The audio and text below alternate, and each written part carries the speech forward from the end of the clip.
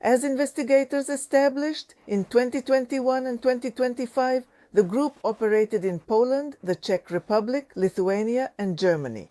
Well, a place never stays empty. It always gets filled. There is always demand. A market that pays. Russia pays good money for luxury cars. But where do you get them? Are we supposed to drive Chinese cars or something? They showed us a Chinese car, you know. The sun was beating down, it was hot, and the body started to melt. That is, the body of the Chinese car actually melted. China makes good cars, but not for Russia. And the Russian market is supposed to, there's this ugly word, just swallow it. So just swallow everything that nobody else wants. They put them out dirt cheap for next to nothing. But in Russia, these cars aren't sold for next to nothing. So how much do they cost? I honestly don't know the prices for these cars. I know they're cheap in China, but how cheap are they in Russia? Can you tell me? Maybe you remember. I don't know. In Poland, a group of 20 people was busted who were supplying luxury cars to Russia. Or rather, they already supplied and are still supplying 600 luxury elite cars. So the group was busted. Who busted them? Officers of the Polish police. In Lublin, 20 people were detained on suspicion of participating in an organized criminal group involved in trading luxury cars. And according to the data, honestly, I don't know. Is it an organized crime group that's dealing in car sales, or is it just some underground criminal activity? How should this really be assessed? According to the investigation, this group was engaged in trading cars in violation of sanctions and in VAT refund fraud. Some of the crimes have been classified as serious offenses. The punishment for them provides for up to 5 years of imprisonment. And hefty fines, of course. So you can't really call this an organized crime group, actually. Because these cars were transported from Poland to Azerbaijani, Kazakh, and Belarusian companies. Voila! Where is the organized crime group here, when they were simply transferring and selling to companies?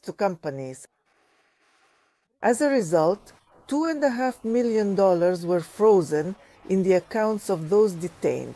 But the guys work, because the market is never empty. So, well, they import what is in demand.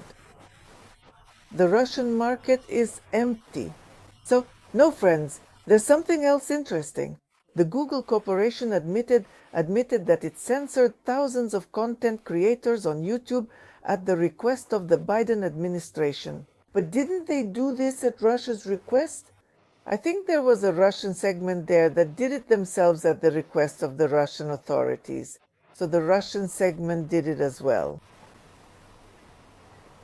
And for me too, my videos on YouTube aren't promoted. They always put some kind of shadow ban on them so they don't get distributed. When they put a shadow ban on, it starts somewhere. They check a box so that my videos aren't distributed.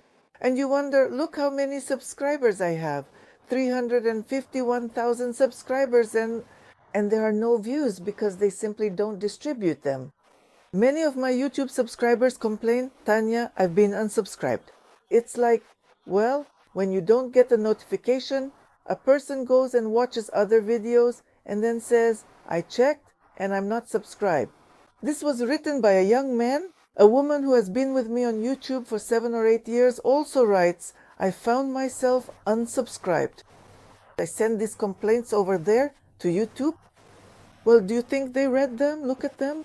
They get millions of such complaints every day. Can you imagine? How do you get through to the deaf, tell me? And now with Trump coming to power, many accounts will be restored. But which ones do you remember? Trump's accounts, of course. Well, which else? What are we talking about here? That's why Google admitted its guilt. Otherwise, how would they work with Trump then? Everything is settled either by backroom deals or by force. If Trump has power, then that's how it will be. If Trump doesn't have power, they close the account. Well, that's how Google operates. Taiwan. A big typhoon came, a super typhoon called Ragasa. It's raging over East Asia, and in Hong Kong, roads, hotels, and coastal areas are flooded. 14 people have died.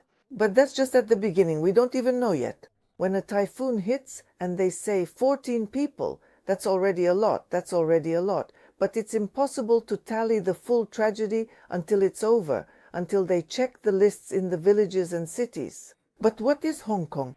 It's a huge city. And how can you even count the losses and the people who died there? They write that the island suffered from heavy rains for several days. The lake that's there, it overflowed. This typhoon hit the city. Many hundreds of people are simply missing. So far, nothing is known about them.